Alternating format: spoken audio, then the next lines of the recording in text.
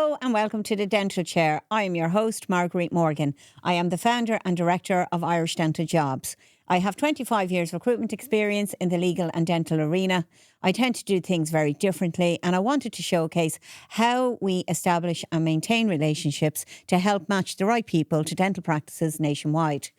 We have recently launched our salary guide and dental insights and trends. And on each episode, we're going to touch on a couple of these insights. And to discuss these with me, to my right, is my right-hand woman, Margaret Kierans. Margaret has been working with me for the last 6 years. She is the marketing manager at Irish Dental Jobs, and she is the master behind the dental insights and trends. So, Margaret, what insight have you got for me this week? So today, Marguerite, I am going to be talking about a big problem in the industry at the moment, which is the shortage of dental professionals. And I'm going to talk about the internal and the external factors that contribute to the shortage. So one external factor would be emigration. So I know we have witnessed in the last 24 months, 19 dentists emigrate, qualified dentists and experienced dentists leave for Australia alone. Yeah. And that's 19. That's a huge number. Like if we were able to place them in Ireland, it would be brilliant. Yeah. We've 19, 20 have left in the last 24 months and all would have minimum 2 to 3 years experience, 2 to 3 years experience with the same clinic. So we're always looking for this kind of experience, and it's hard to find this experience, and we're actually losing this experience. But to be honest, I think, every industry suffers with people going to Australia. John Lynch, who was on our podcast there recently, and he's a partner for Whitney Moore Solicitors, and his biggest challenge is trying to maintain his solicitors from going to Australia. I know myself, I went to Australia and I had a lot of experience as a recruitment consultant then, and it would have been hard back then as well to find a recruitment consultant. So I think that's you're going to experience that across the board, but it's just that the dental community is so small, and it's a profession that, traditionally suffers with a shortage of dental professionals, that it exaggerates it more when it's such a big number going away. Yeah, no, definitely. It hits harder because it's so small. There's only 1,000 practices in the country. Yeah. So of course it's gonna contribute to it. Another external factor is the lack of graduates. There's 60 maybe in a class each year. 50% are hailing from abroad, and they tend to go back to their home countries to practice dentistry there. The other 30 may be left in the class. Cosmetic dentistry is on the rise, and more newly qualified dentists are aspiring to launch their careers in aesthetics. So that's leaving not a lot left in the classroom. And in addition to more aspiring to launch their careers in aesthetics, what we're up against as well is that there is no mandatory training or vocational training available for newly qualified dentists in Ireland. Yeah, that's huge. And when a newly qualified is ready to work, it's very difficult to find a practice that will offer mentoring and guidance. So then with the small percentage we have, at least we're probably losing half of that to go to the UK or maybe Canada, where they can get that initial 12 months mentoring and guidance. And that opens a lot more opportunities for dentists here. If there was something available in the country, we might be able to hold on to these dentists. Exactly. So that's more, and I believe that's an internal factor rather than an external factor. Yeah, no, it is. Another one actually that I talked about on one of our last podcasts was the housing crisis.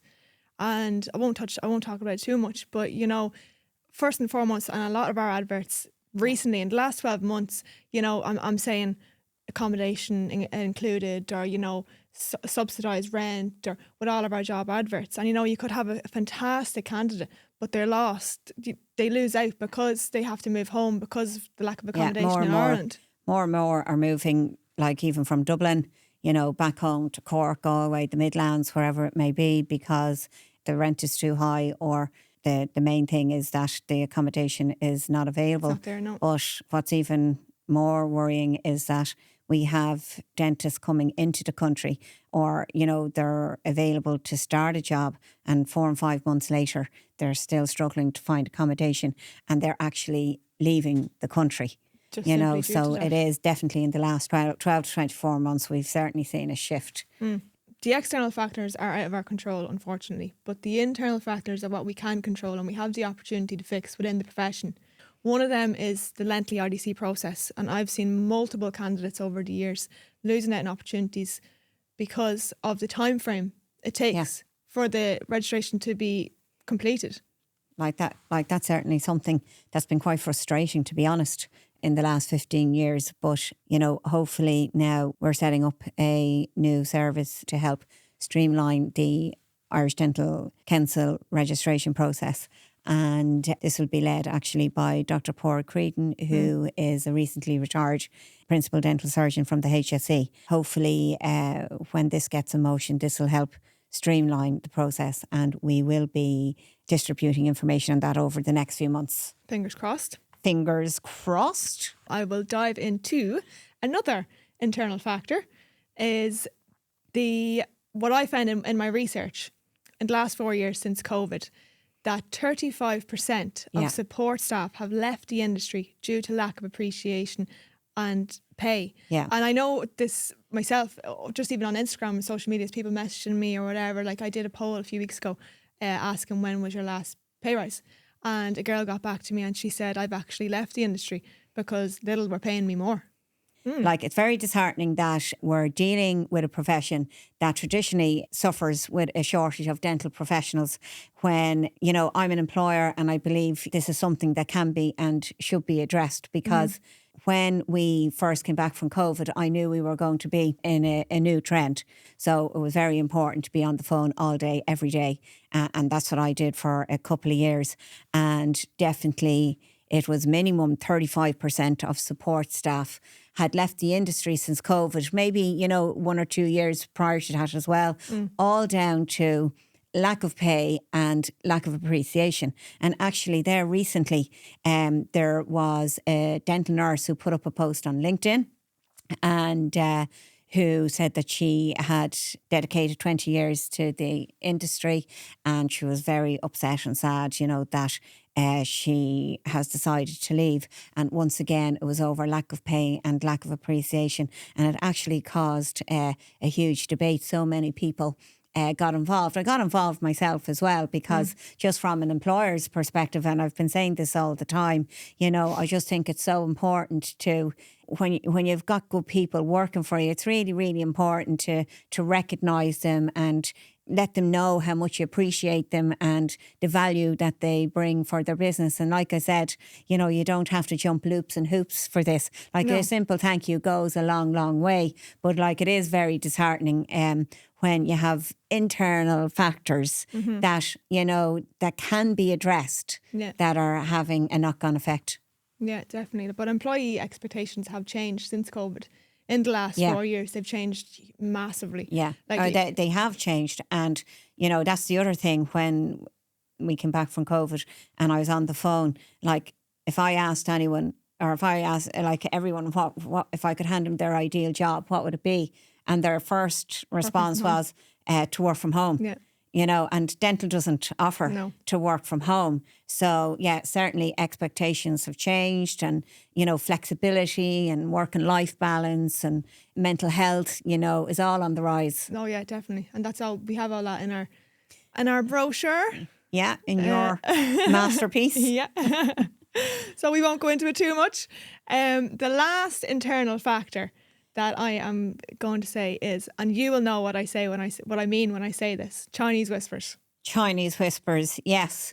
Chinese whispers, this is something I've certainly experienced in the last 15 years, particularly with practice owners. So what I've experienced is that practice owners tend to, if there's something new happening in the industry or whatever it may be, one would say something to another and it'd be passed on. But by the time it would come to me, the information would be completely incorrect and the facts would be wrong.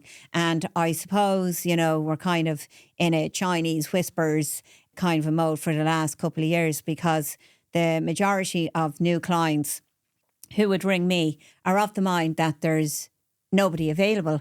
And, you know, that's quite frustrating because the people who are telling them there's nobody available are their colleagues. And, you know, the colleagues who are informing them about this are the ones who wouldn't be calling us. Yeah. And I'm of the mind that before you can form an opinion of there's nobody available. Now, don't get me wrong, there's no doubt you're dealing with a profession that has always struggled with a shortage of dental professionals in the country. But, you know, I would be of the mind that, you know, it would be important to explore all of your options before you come to that mindset. And I know that a lot of those practice owners who are informing their colleagues there's nobody available, they don't approach us at all. They won't give themselves the opportunity. Yeah. But it is the external factors that are out of our control. But it's those internal factors that you just said that are so frustrating. Yeah, and disheartening, to be honest. Yeah, absolutely. Yeah. And, you know, it's all of those factors that are contributing. The external and the internal are all interconnected, and they are contributing in their own ways to the shortage. But it's the internal. The bottom line is it is the internal that can fix it, and they have the opportunity. The internal factors we have the opportunity to fix, and the internal, we shouldn't have internal factors contributing. Like you said, we've no control over the external. So let's make it better. Look, all this information is in our salary guide. I have been working with Irish Dental Jobs for the last 6 years, working exclusively in the dental profession. Marguerite has 15 years experience as a recruitment consultant, again, in dental. You know, there's over 5 million people in the country. To say there is only one dental recruitment consultant with 15 years experience is a huge title. It is. It's a huge title. Thanks, Margaret. Yeah. And pay rise is on its way. Woohoo. But no, nobody knows what we know. Nobody actually has holds the information that we hold. Well, I would say nobody knows what we know. We're on the ground, and everybody, you know, no matter who they are in dental, they come to us for advice or information. And we're even for us, we're learning all the time. Absolutely. But yeah, nobody knows what we know. No. And on that note, if you do want to buy the salary guide, you can do so at irishdentaljobs.ie/salary guide. And now joining me on the dental chair this week is another client who has mastered the art of retaining staff, but also someone who has experienced firsthand some internal and external challenges that are facing the dental industry today. So without further ado, allow me to welcome Dr. Paul Dunne. Paul, you're very welcome. Thanks very much, Marguerite. Glad to be here. Paul, you're not only someone who has mastered the art of retaining staff, but you're absolutely my cup of tea and a prime example of someone I would love to work with. It's hard to believe that this time last year, we weren't even familiar with one another. That's right. So, just to give our listeners a bit of background. So, you contacted me at the start of December. I did. Last year. You were looking for a dentist. And at the time, we were working on an application for 5 months for an overseas dentist looking to relocate specifically to the west of Ireland. Yeah. She was already flying over to the country. We had a couple of interviews lined up for her, so we added a third interview to our schedule. So within a couple of weeks of our call, we'd arranged for the dentist to meet with you in County Mayo. That's right. I met with you on the same day at your practice. And then I spent the day with the dentist in Mayo. And out of her 3 interviews, she had 2 job offers. And before she flew home, she had accepted a job with yourself. So it was a very quick turnaround from the time we first connected to the point where Lisanne had met with you and accepted the job. Yeah. It all happened very quickly, and much to my relief, because I just recently taken over a neighbouring practice, a guy who was retiring, and I was looking to fill the position, and this is my first time using a recruitment agency. Okay. So it was a bit of a new move for me, but I'm glad I did, to be honest with you, because when I met Lisanne and I met yourself, I felt you were trying to place her with the right practice, even though we just met and you kind of we got a feel for each other and whatnot. You know, it went very, very, very, very smoothly. I knew straight away when I met Lisanne that you'd picked out somebody who was a good fit for us, and you'd picked out somebody who wants to work in the west of Ireland, and that's our biggest challenge, is really getting people to move west. I mean, I love it down there, but it's hard to kind of sell it sometimes. We got that part moving very quickly, and thankfully Lisanne accepted the job offer, and she's been the happiest dentist in Ireland, I think. I really do. I've never come across anybody great. so happy. But it's like, even we like I said, we hadn't worked before, but so when I haven't worked with someone before, it's all about how the person comes across on the phone and how you react towards me, and I get a sense of your personality. And I don't know for sure about that personality until I meet the practice, but I've been recruiting for so long that, it's not very often I would get it wrong. But, just where I touched there on visiting your practice, I can't stress enough, to practice owners how important it is for me to visit each practice wherever they are in the country, because you always learn something new from going to visit a practice that you'd never learn from a job description. But when it comes to finding the right fit and the right personality that will match your company culture, you can only achieve this by visiting a practice. And once again, you're a prime example, because as soon as I walked into that clinic, everything, the way you came across on the phone to me, that everything matched that. As soon as I walked in, there was a vibe, there was a sense in the air of energy and positivity. Yeah. And then it was when you showed me the clinics that confirmed for me, why you would be somebody who would maintain your staff, and why I knew I was on the right path with regards to personality, because your surgeries, they're bright, fun, full of character, a bit like yourself. I don't know about that now, but I know, you're talking about the pink chair now, aren't you? No, but they are, but even a surgery tells you a lot about someone's personality, so. I thought, and I suppose, it can be a serious enough job at the best of times, and, it's nice to inject a sense of fun and kind of keep things light, but I'm delighted you got a good impression when you came in, because that we've got that feedback from a lot of people about the vibe and the kind of the atmosphere in there, and I suppose that's been a work in progress over many years. And I've been very lucky to kind of have a good team around me, and that's it all comes from the people that you've working for. But you have done an incredible job. It turned out well with retaining your team. Yeah. And, if you're for anyone listening, what do you believe are the key factors to retaining staff? Keeping great people, especially in this challenging environment? I was going to say good vibes. No, it's just being straight with people and, giving people, I think definitely with somebody that comes on board as a new dentist or new nurse or hygienist, plenty of support, and kind of over the years I'm very proud of my team that we have built, and they look after everybody as they come along. So it kind of it rising and it's tide. Important to get the right blend. Yeah. That's that. I mean, I remember speaking to you when you showed me Lisanne's CV. I mean, on paper she looked perfect.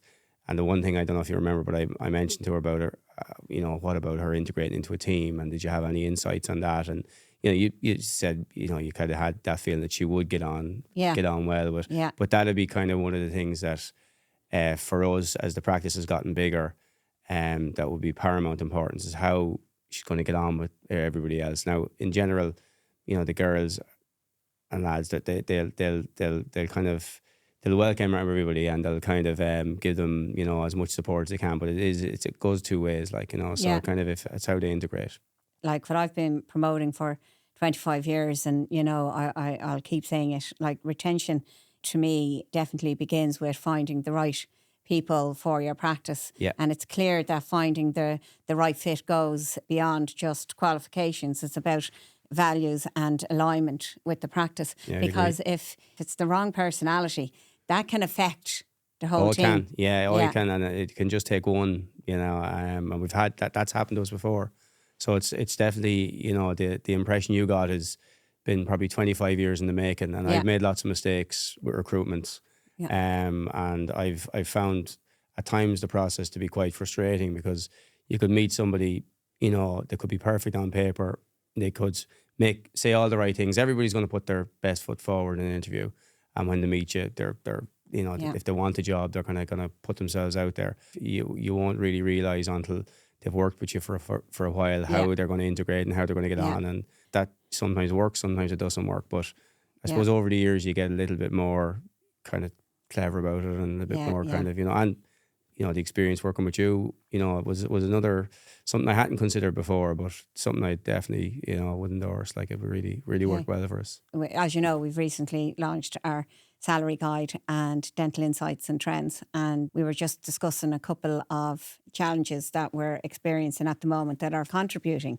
to the shortage of dental professionals in the country. And I know, you know, especially when you're looking to hire Lisanne, there were a couple of key issues there that were kind of having an impact on it. And one of those was the IDC registration process. Now, I know, like for us in the last 15 years, is something that would be quite frustrating. But I know from the time that we first connected to the time Lisanne met with you and you offered a job, that was like a 3-week process. Yeah, that's right. Yeah, I think there was a bit of frustration there with regards to the IDC process. So you might tell me a bit about your experience with that. That process moved very quickly. The registration process, not so quickly. And it wasn't something I was particularly aware of, in fairness, that it would be an issue. But as Lisanne's start date loomed large, her number hadn't come through. And I mean, it was a bit frustrating from the point of view, from the communication aspect of it. We couldn't get any confirmation. Was she going to get a number? What was the problem? Why she wasn't getting the number? And I know you know, I understand they have a very important job to do. They're the gatekeepers for dental council, for, you know, the registration process, and it has to be done right.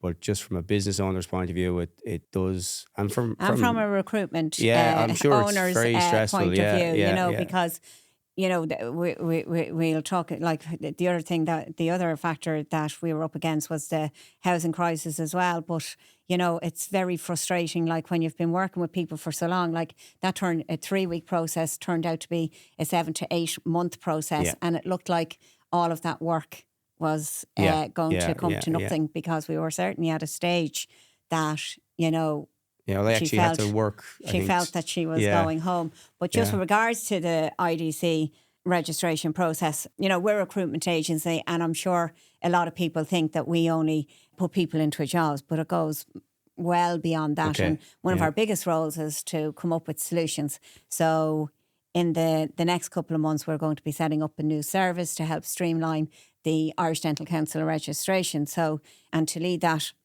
new venture for me is Dr. Paul Creedon. He's a recently retired principal dental surgeon from the HSE, and both Pork and I met with the Dental Council on a couple of occasions. So hopefully that will alleviate the burden for some practice owners, and we'll be distributing some information on that shortly.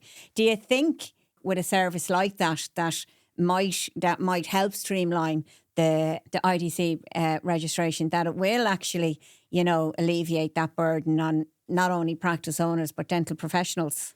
I think so, yeah. I mean, I think anything that helps to streamline the administrative process like that has to be a good thing, you know. So time will tell. Yeah, exactly. Time will tell. Yeah. And then we just touching it there as well, like the housing crisis is, you know, certainly something, you know, that we've experienced in the last 12 or 24 months, and it's definitely contributing to the shortage of dental professionals in the country. And again, you know, unless practice owners are getting involved with trying to source accommodation, you know, a lot of people are returning home. And we've had dentists who, you know, were already in the country, starting jobs, and 3 or 4 months later they can't source the accommodation and they're going back home. And once again, for these two reasons, we would have been we were at a stage where Lisanne was going. But you might tell me about your involvement there. Yeah, I mean, like, it wasn't something I thought I'd have to get involved with, but naively I thought the west of Ireland there'd be no problem with houses. But in North Mayo at the moment we've a big pyrite crisis, so really? a lot of houses being knocked with pyrite, and so all those people are taking up a lot of the rental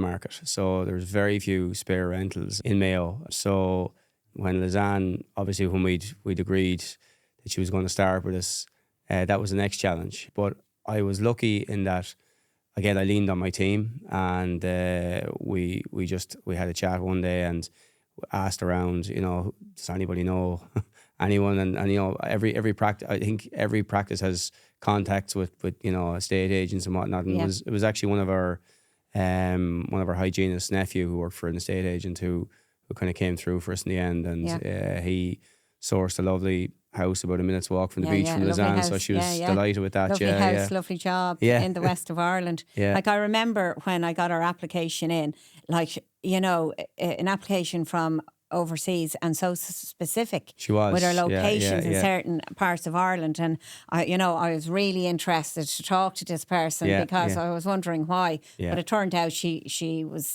been here on several occasions, and they're outdoor enthusiasts and wild camping and everything like that. And just talking about an outdoor enthusiast, like, we're heavily promoting the west of Ireland to work and live in at the moment. And at the moment we have a need for a dentist in Clare, a dentist in Mayo, a dental hygienist in Mayo. As a native of the west of Ireland yourself, what do you believe? I'm married to a native now. I'm an Offaly man myself, so I can't. No, that's all right.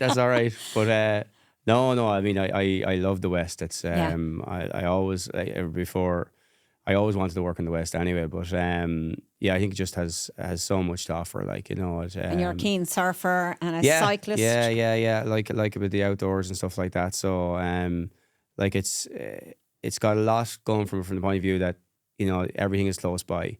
You can finish work on a Friday evening, and no matter how bad your day has gone, 10 minutes later you could be in the sea surfing or having a swim or halfway up a mountain. Well, not halfway, but you get to the base of it anyway. So it has a lot from that point of view, and there's very little time spent commuting, and it's if you're into that kind of thing, it's got a lot to offer. So I like it anyway. And just talking about a keen cyclist, so you're off to compete in the Ironman this weekend. Yeah, next weekend. So I'm giving myself a week in the sun to acclimatise. We're going over to do an Ironman in Portugal next weekend. Cycling, running, and a bit of running as well. Yeah, and swimming. Yeah. Fabulous. So, well, the best to look at that. Thanks Paul. very much, Margaret. Well, look, Paul, thank you very much for joining me today and coming up from Mayo. No bother at all. And you're an absolute pleasure to work with, and I'm really excited to see where we go from here. Thanks very much, Margaret. Thanks for having me. Thank you. Great. Thank you for joining me on the Dental Chair. If anything resonated with you, if you have any queries on your job search, on your recruitment needs, you can contact me directly by calling 01 849 4070, or you can email me at marguerite@irishdentaljobs.ie. If you enjoyed listening to this episode, please like and share. And just a gentle reminder to treat every interaction with care and consideration, because in recruitment and in life, people matter. Until the next time, slán agus beannacht.